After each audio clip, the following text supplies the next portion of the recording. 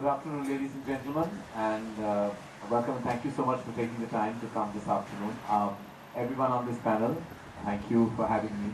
Uh, my love for Amish and his work dates back to an afternoon where I was catching a flight to Delhi. So my flight was delayed, like most flights are these days, uh, uh, by nearly 2 hours.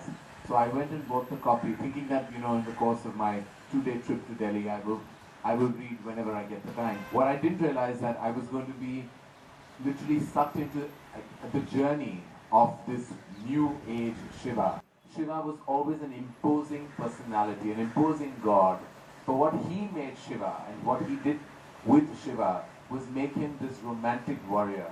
And I think his interpretation of Shiva and then what happened post that with the secret of the Nagas and now of course with the oath of the Vayaputras, which I can't wait to get. I'm hoping I have some early access to that book. And there are some perks and privileges. So I'm really excited to be part of Amish's journey in this minute way. And I'm going to completely take credit if this book is great. And say that it's only great because I was part of its initial unveiling.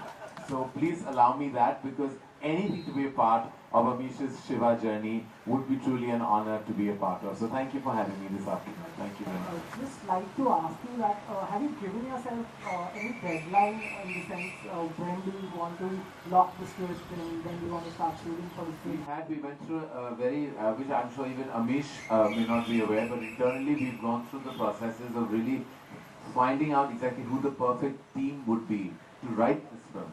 Because adapting this book is really a daunting task, and putting it out on celluloid. It's not a film that you can commission to a writer and it'll be ready in 2 or 3 months. You get a first draft and a second draft.